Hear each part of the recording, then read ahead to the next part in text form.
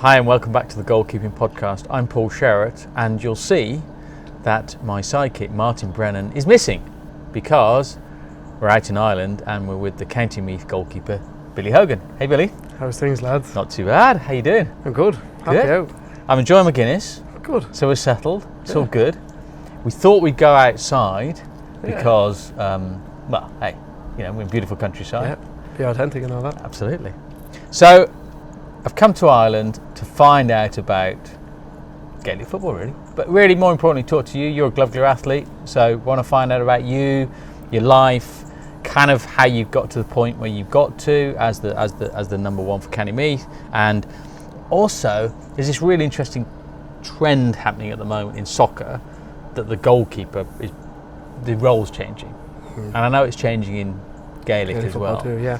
So let's go back. Okay. How old are you? Started playing soccer at 4. Played soccer alongside GA with my club. So you started with soccer. Started with soccer, First thing you first saved a ball at 4. Well, not at 4. I wouldn't say. We were playing competitive around 6s. Okay. In Navan, and we being, I suppose we should mention, we should better give your brother a shout out, shouldn't we? Really. Me and my brother are both playing. Your for brother Meath. Harry. Yeah, both playing for Meath. But two of us would have been playing soccer as young kids, but also playing GA as well. So you play hurling. We played hurling, which is part of the GA as well. Yeah. And then you play Gaelic football and soccer together. So we were all playing that till we were about 10, 11, and then me and Harry were obviously not too bad at the soccer, and we were asked to go play in Dublin, which is the big thing when you're from the countryside. Go to Dublin and play soccer. Go and play in the big smoke. This is exciting. This is exciting. You're 11, 12, and you're all getting scouted for the likes of Belvedere. I was in Belvedere, Harry was in Belvedere, and then you get asked to play. Harry went up with the international team. I didn't get that far, but we both got called into Dundalk and Drogheda, which are semi-professional clubs in Ireland, and I think Dundalk might be fully professional now. Yeah, I think they are. Yeah. And I played under 14s. I was 14 playing under 17s. Around that I was playing normally 2-3 years above myself, and then in 2019 I got a phone call. I wasn't really enjoying my soccer anymore, and I got a phone call from John McCarthy in Meath, and he said just come down and try it. So I had played GA growing up, but gave it up around 10, and then I went for one session and just loved it. The crack with the lads, that kind of got me back in. Where soccer is kind of an individual sport as a goalkeeper, but when you're playing the GA, it's very community based. Interesting. Okay, so that you, as one major difference, that would be your one takeaway with it between the two codes. Yeah, 100%. I really enjoyed the freedom you had in GA to come out with the ball, where in soccer it's kind of get it. Oh, do I want it? Do I not want it? If I lose the ball, it could be possibly a game winner, etc. But in the GA, you kind of have more control. You can pass around with your defenders, etc. There's more confidence, but that took time. 2019, I went back. I was raw. I needed to. Mickey McDonald, one of my coaches in the Meath Minors, was like, "You need to go to the field and get back where you were when we seen you at underage." So I did. I spent the whole lockdown. Instead of going to online school, I went to the GA field. And I got to where I am today, and I just love it. I love it. So that's interesting. So if we were sitting down and chatting and you're 14, you'd be going, maybe I've got a career in soccer. Yeah, 100%. Playing but the turn off was literally, I'm not. I wasn't enjoying it. I was playing a few years. Yeah, the GA or the soccer in Ireland is very. There's not a lot of pressure put on, younger lads and younger ladies, especially. They're doing very well now with the Irish international team, but I think it's an awful lot of pressure for a 15-year-old standing goal and be told, you fluffed up the weekend, you're not playing again for 2 weeks until you prove yourself in training. And at that age, it's not enjoyable. You're going training, you're under pressure. You should be going training, enjoying training. Why is that? Why is the pressure so great, do you think?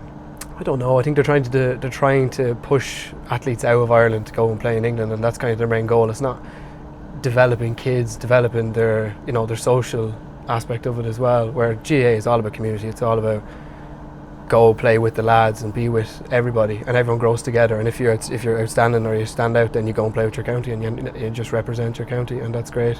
Where in soccer, everyone's for themselves. They're trying to get out. It's true, isn't it? I've seen that a lot with the athletes that we've got from a GLOVEGLU point. Even look at Roy Carroll at 17.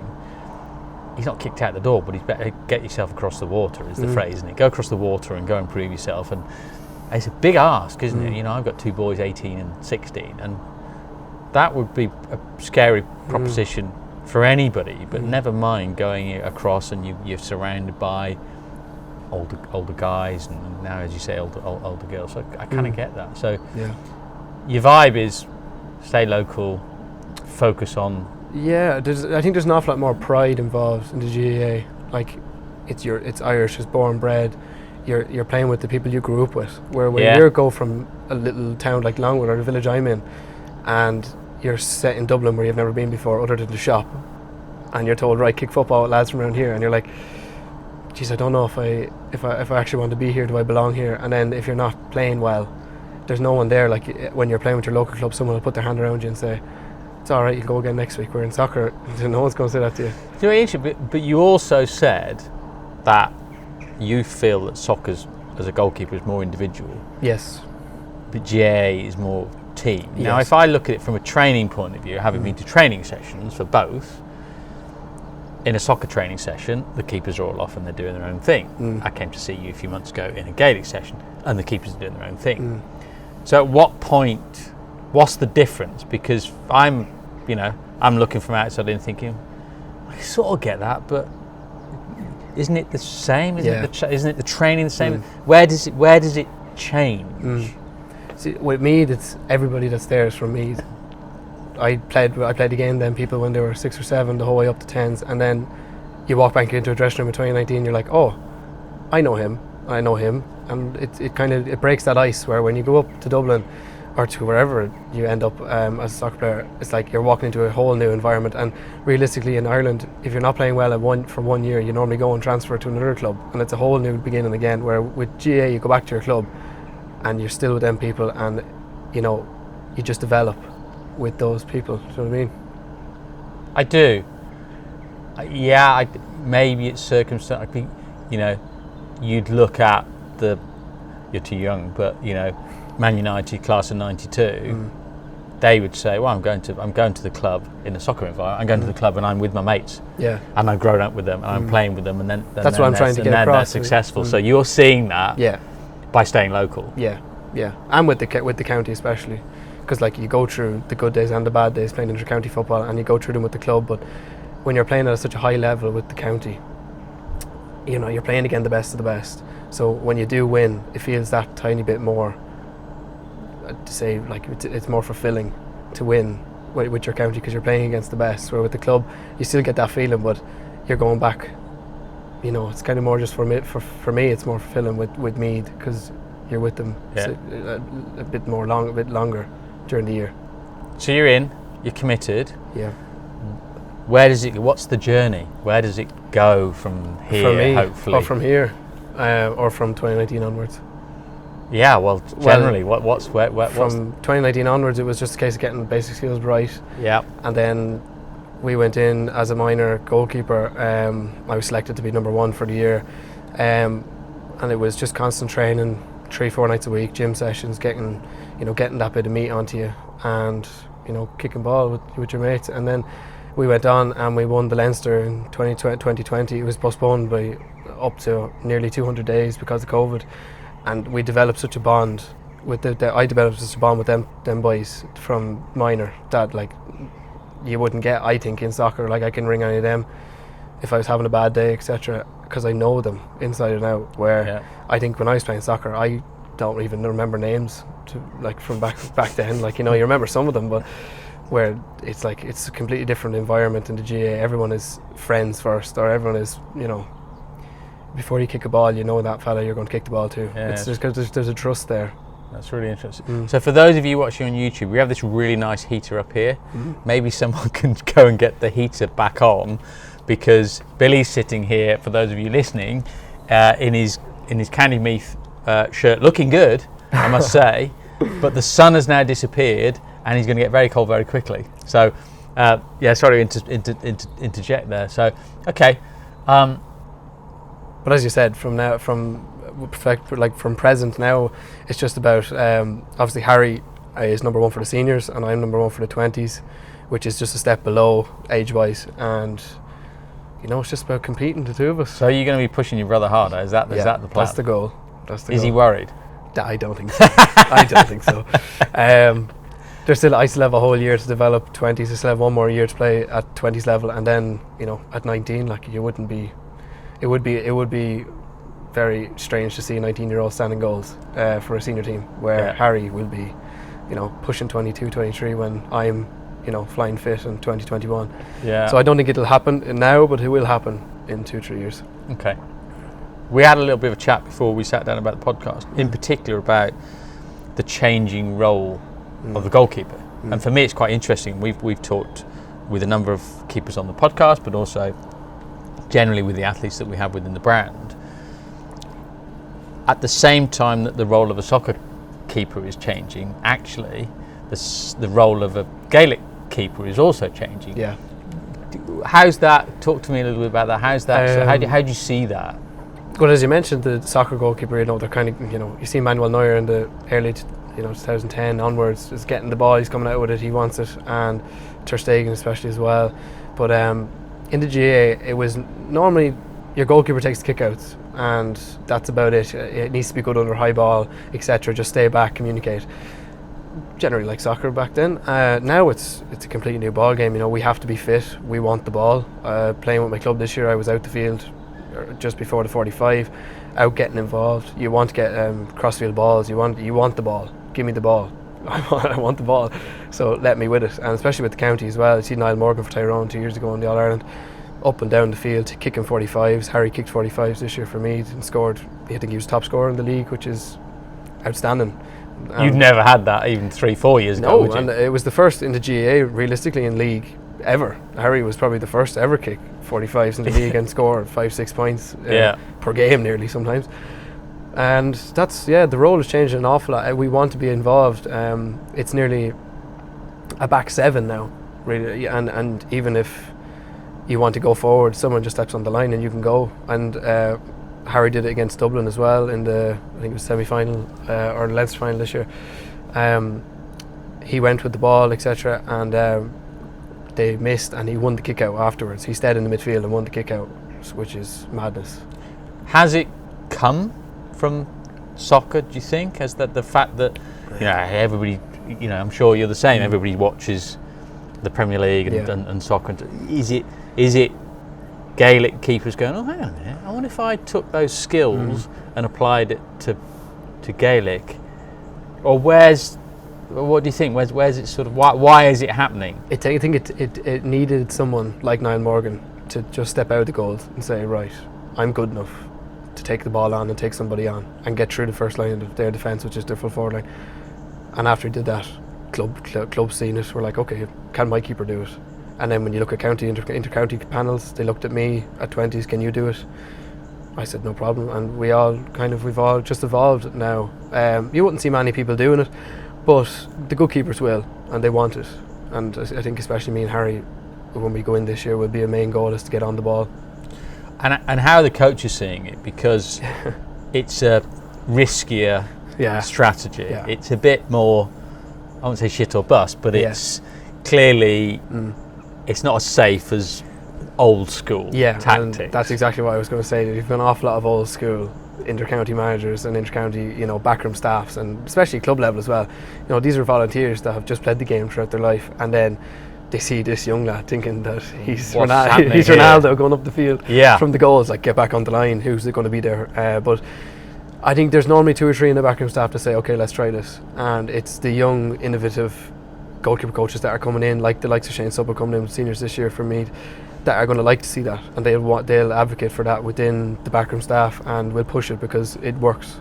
If you have a good setup and you've communicated it in your pre-season, it will work. There's like, who's going to mark the goalkeeper? Nobody. It's if you go man on man, he's free, and if he's good enough, he can get up the field and get a ball into someone up there. And does it mean because we're seeing this trend in soccer? I speak to soccer coaches, football coaches, and still the keepers are not necessarily having sessions, if you like, with the outfield players. Yeah. So the coach, the manager's saying, it's play from the back, it's play from the back, it's play from the back, but 90% of the time the keepers come into the training ground and turn left, and everybody else turns right, and yet on match day, They expect apparently, we're playing from the back. Yeah. So there's this potentially disconnect between the defenders and the keeper. That well, where's this communication? How's it working in Gaelic? Are you spending more time as a team, or are you still turning left and turning right? There's still an element of turning left and right, but I think it's just common. Everyone kind of knows. Your outfield players have to trust you. If they don't trust you, they won't give it back to you, especially. But when it comes to training, you're still doing your half an hour with your goalkeeper coach, 45 minutes, half an hour technical skills, and then 15 minutes, 20 minutes kicking. It could be up to an hour kicking. It depends on the session, depends on the week, depends how you did it the weekend, what needs to work, what you need to work on, etc. But normally the last half an hour training session is games within, small games, a full game, skills and stuff like that. But goalkeepers are definitely involved in that. You have to be, as they said to us last year, you need to be as good as our midfielders. Which is a challenge because you're a goalkeeper. Yeah, absolutely. But when you're put in that situation and you're told and then it's up to you. You're like, do you want to go and do the extra hours? And me and Harry picked up ourselves and said, yeah, let's go do the extra hours and put it in, so that when we're contending a midfielder potentially in the middle of the field like Harry did and wins it. So what you're almost working on what the traditionalists would say non-goalkeeping skills. So then. when you're in with your club or in with your county, like you would do your session with your goalkeeper coach, which is great. We love that. Jumping around, being mad. We love that. That's why you're a keeper. Exactly. We're not all there. And then on your days off, or even after training sessions, I've done hours, maybe half an hour every training session, or whatever, doing a bit of extra stuff. It could be just distribution. It could be just coming out. And then on your days off, when you're not training, instead of doing a gym session, do your skills session. Go up to the field, do your hand passing, your solo, and your dummying, and etc. Like, it's up to you, I think, into GA, if you want to go far and become this new innovative goalkeeper that wants to go to the top. It is on you. And I think, especially for Harry coming in 2018, like, he never even thought he'd be where he is now without the hard work that he put in, especially for us at minor. If it wasn't for the days I did instead of going to school. And especially doing the extra hours that we got at Leinster, and I have a Leinster medal. So I think it's all up to you in the GA. Okay, Martin and I have had some fun on various podcasts around football goalkeepers. We've done Robo-Keeper, we've done Franking Keeper, trying to discuss, debate, particularly with the modern keeper. What do they look like? What's the physicality? What are the skills that are required? Okay. I'm going to throw it at you. So, and if I look at you and your brother, you're physically very different. You're playing in the same sort of way. Is there a right? What's the ideal goalkeeper look like, going to look like, versus maybe what the Gaelic keeper looked like even maybe 2, 3, 4 years ago? Okay. Obviously, not to be too specific, but tall. I think back in the day in GAA, you would have been the fella that's not as good as everybody else. Same as soccer. To put the fat keeper in goal. Put the fat king goal. Yeah. Okay. Or the mad lad. Put the psychopath in the goals. Okay, right. So there's a commonality there, right? But it's not like that anymore. It's almost like a quarterback.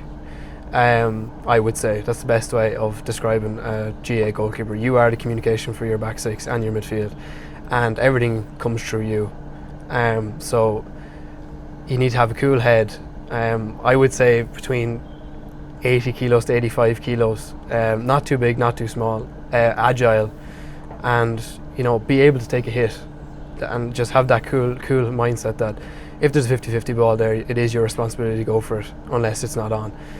But so taller, quicker, more physical, and that comes from your weight sessions, and you'll get that through your club and your county. More skillful, definitely, with hands and feet. Yeah. Feet therefore becoming more important. Hands. Yes. Where's the balance there?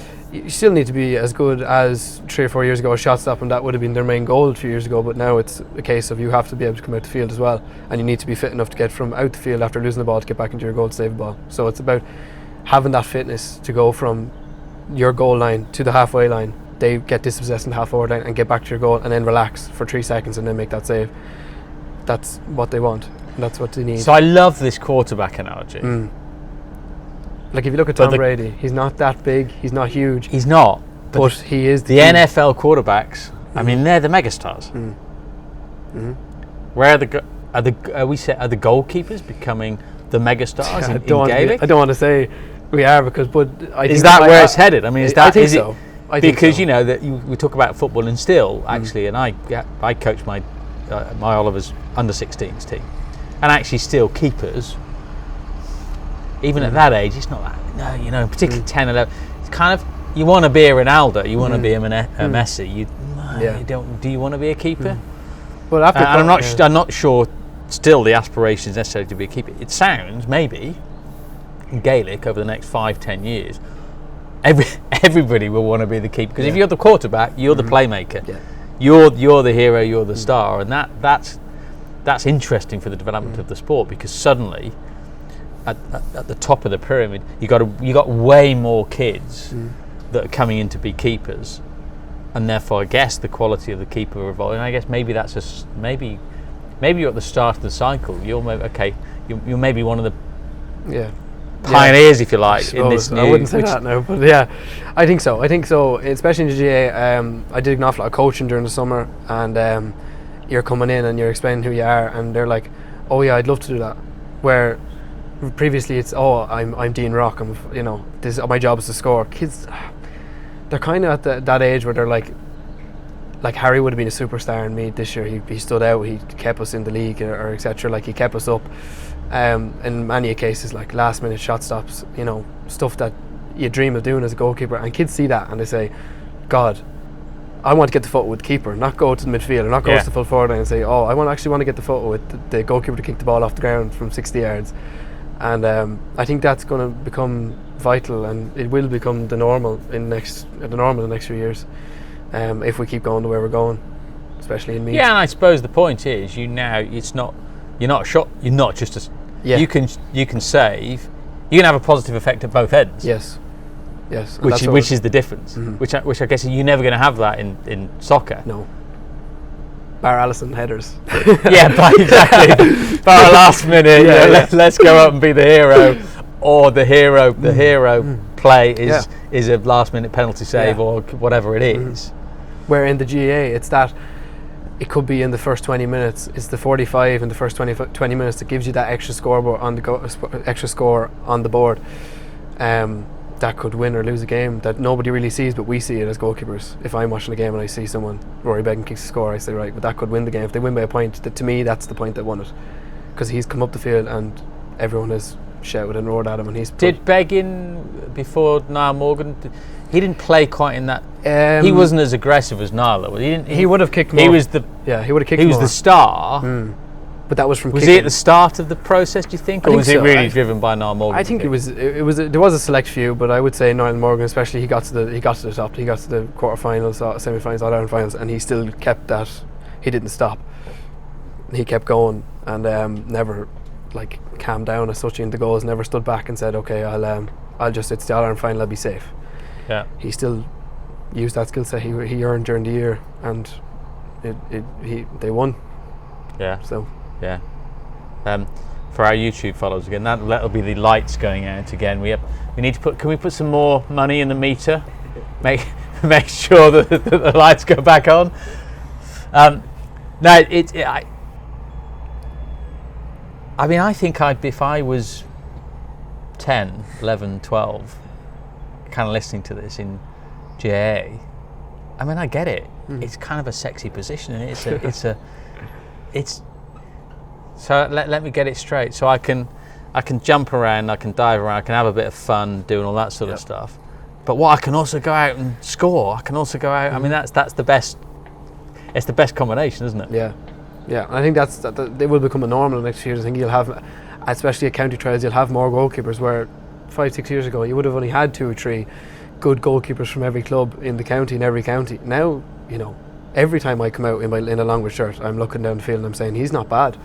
And I think in a few years' time, me and Harry will both be at a point where everyone's at a level that would be suitable for our roles. And I think that's going to happen around all the island of Ireland. That every goalkeeper will looks at the like of Morgan and see what they're doing and say, okay, I'll try to implement it in my game if they wanted that much. But I think there is young goalkeepers even contact me and Harry on the likes of Instagram and TikTok and say, how do I improve? Or you know, especially I did it too. Like, you know, you're 16, you're texting Niall Morgan, he's going to respond, and they don't. But like when you look at their gameplay, like you get to see it.